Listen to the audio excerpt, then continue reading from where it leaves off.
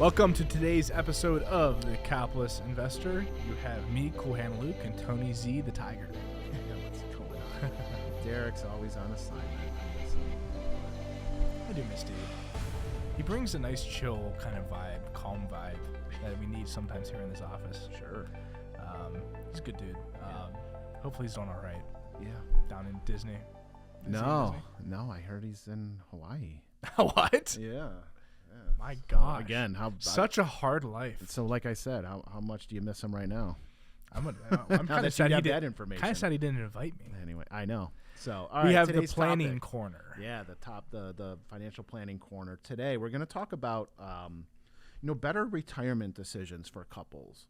A lot of people, when we sit down with them for the first time, and as we're going through them with just pre-retirement, post-retirement kind of transitions and everything, what can you be doing if you're married or have a significant other? What can you guys be doing together to make your financial well-being in retirement better or more efficient? So one of the first things is divide and conquer, right? I know that I do this is where, hey, I'm in charge of X, Y, and Z, and my wife is in charge of A, B, and C. I really don't interfere with A, B, and C because I just assume it's going to get done, and that's not my job. I can't worry about 6 things. I'd rather worry about 3. So divide and conquer. So whether that's bills, shopping, taking care of the landscaping, like whatever that might look like, it's about divide and conquer. And I think most people, as they, settle down and get, relationship, that's what you do. But it's very important to figure that out. But when you're about to enter retirement, it's still a big deal because things might change. Yeah. Right. You're both, maybe one spouse was working, maybe both of you were working, and now you're both aren't. So now what? Right. So just that's the first thing that came to mind. Any ideas on that, Luke? If you aren't retired yet and you're approaching that, I know some easy things we'd always recommend is, if your spouse isn't working or you aren't contributing to both IRAs, make sure you're pumping in as much money into the IRAs or 401ks, whatever it be, for each other, so that way you can actually have more money saved for retirement, right? So there's a lot of people come in that might be contributing the max for one IRA, one person, but you can contribute for your spouse, even if they're not working, right? Just simple things like that. It can really help you save on taxes or give you more money for retirement. Yeah, right? I always tell people, I'm like, hey, when you're working, great. It's the best time to save because when you retire, you're done earning, you're done saving, and you're now spending. Right. So you only have everybody, what do they call that, grandfather time or time always wins. But we all have just a finite amount of time to save. Yep. So if you have, it's never too late to save either. Right. Right. So never think you're behind the 8 ball on it or anything like that. The other thing is, the stress of retirement, right? Everyone stresses about, do I have enough money? Do I need to make more money? Do I need to save more money? All these kind of questions are always up in the air. And I always go back to my whole philosophy when I'm meeting with people is, my job is not always to preach how to save the most amount of money as possible. My job is not always to make the most amount of money for certain clients. It's really to be that financial doctor in some ways. So I've actually had a lot of meetings the past week where, a couple of my clients are in really good spots. Like they're in good financial spots where they don't spend excessively. They have a good asset base to draw off of. But a couple of them actually made comments the past week to me. They're like, I wanted to stay on, a couple of them went to Mackinac Island up there in the peninsula up there in UP, Michigan. And they're like, we didn't stay on the Mackinac. We wanted to stay outside of Mackinac because the cost of, staying at the Grand Hotel, whatever there was just a little too expensive. Well, I'm like, listen, guys, here's the numbers. Here's your financial plan. Here's what's actually going on in your situation. Here's what the numbers project. You guys are in a really good spot. You guys are both retired. You're in your 70s. If you want to spend the extra money, don't be afraid to do so. Go enjoy yourself. You worked hard to accumulate this wealth. You worked hard to accumulate this asset base. Now that you're there to the point where you don't always have to pinch pennies all the time. Well, yeah, now, but some people are wired that way, and I get that. Like, dude, there's 20, 30, 40 years of savings like that. And then when I tell people, when I build a plan like, hey, you can spend more money, they're not wired that way. They can't. They don't know how to do that. Right. They don't know how to do that. I see it all the time.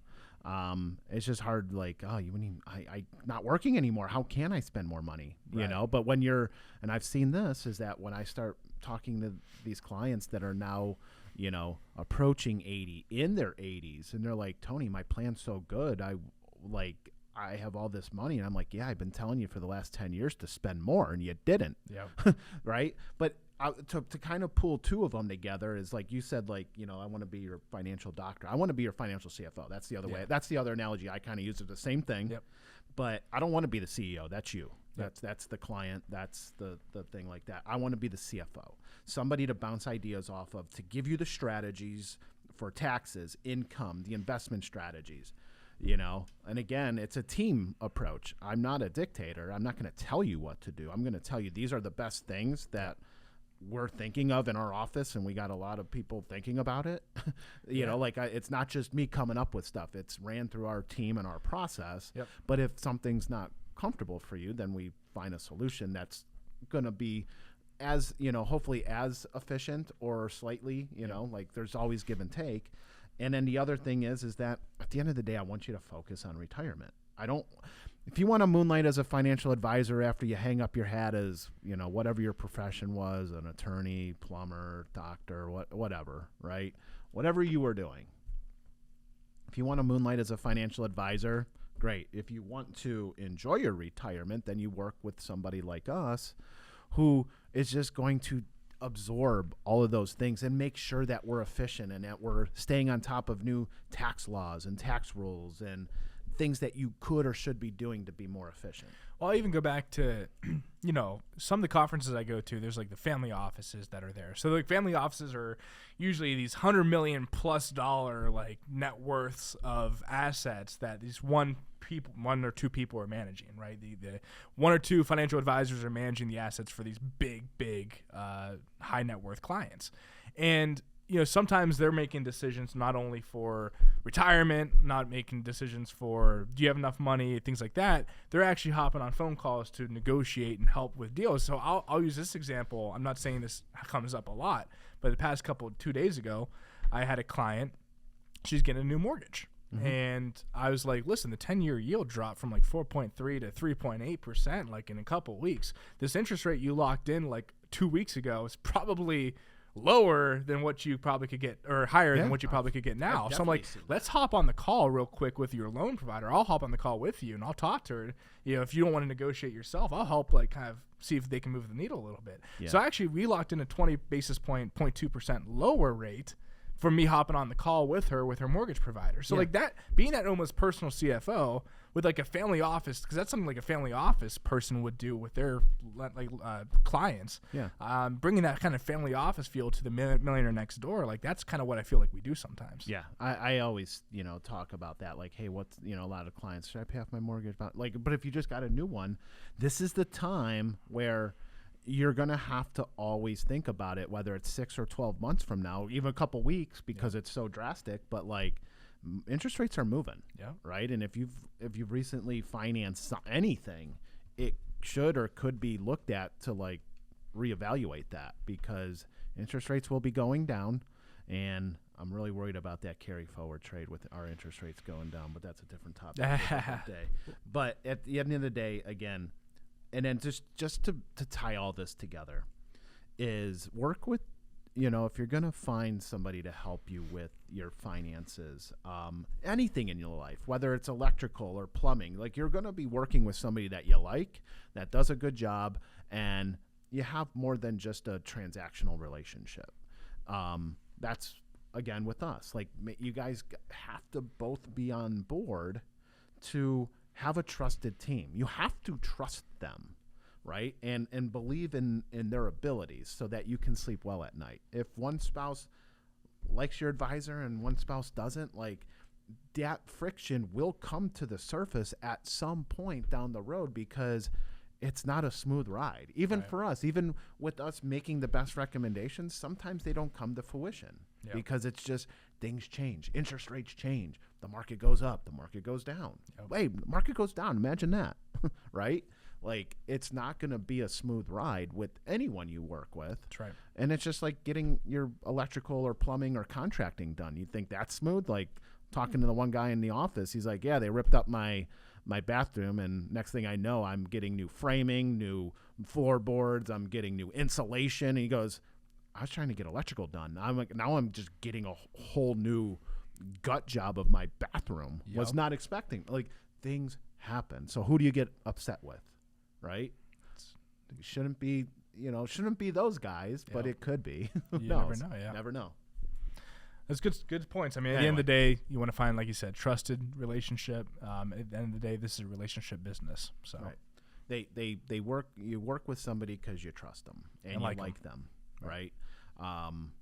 Because at the end of the day, I'm not going to say like all financial advisors are cut the same. I feel, every advisor thinks they're smarter than the others, but proof's in the pudding though too.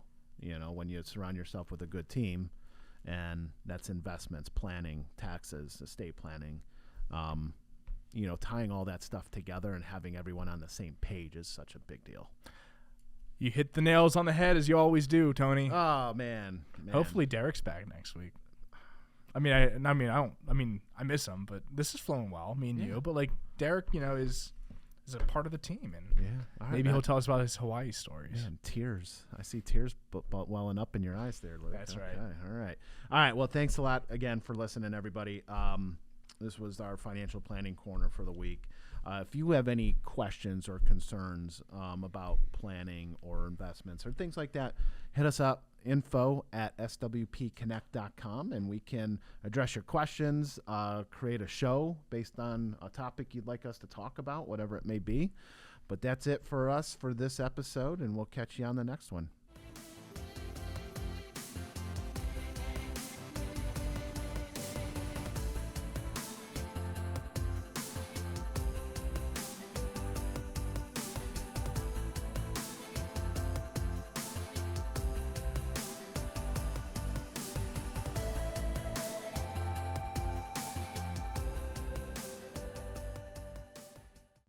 The opinions expressed in the podcast are for general informational purposes only and are not intended to provide specific advice or recommendations for any investment, legal, financial, or tax strategy. It is only intended to provide education about the financial industry. Please consult a qualified professional about your individual needs.